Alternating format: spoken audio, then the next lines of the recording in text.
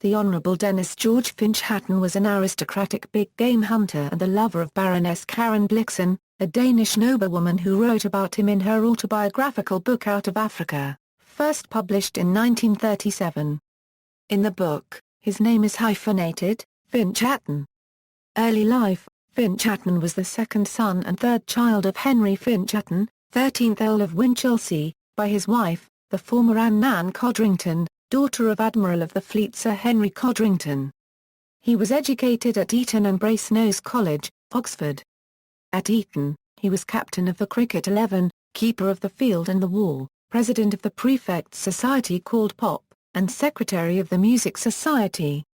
In 1910, after a trip to South Africa, he travelled to British East Africa and bought some land on the western side of the Great Rift Valley near what is now Eldoret.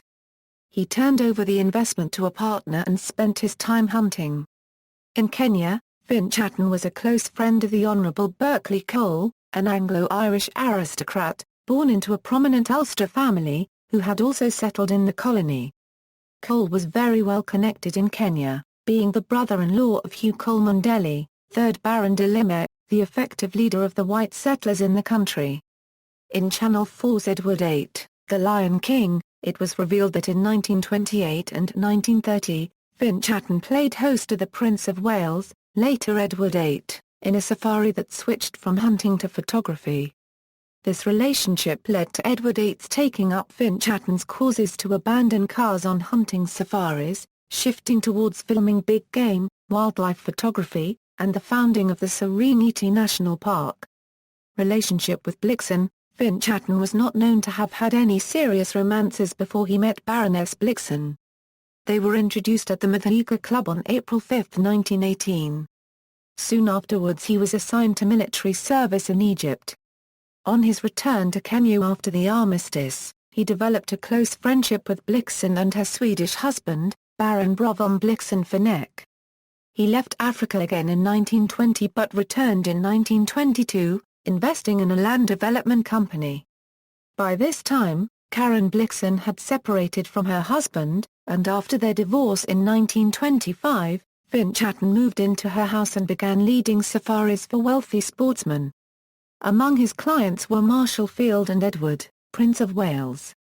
According to the author Mary Loveal, in 1930 Finch Hatton began a love affair with Beryl Markham, who was working as a racehorse trainer in Nairobi and the surrounding area.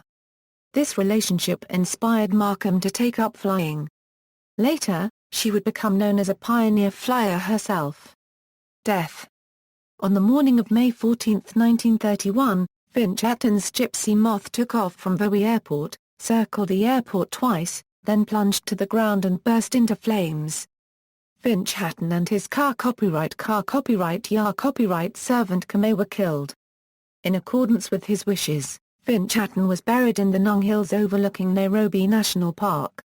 Later, his brother erected an obelisk at the gravesite upon which he placed a simple brass plaque inscribed with Finch Hatton's name, the dates of his birth and death and an extract from Samuel Taylor Coleridge's narrative poem The Rime of the Ancient Mariner, He prayeth well, who liveth well both man and bird and beast.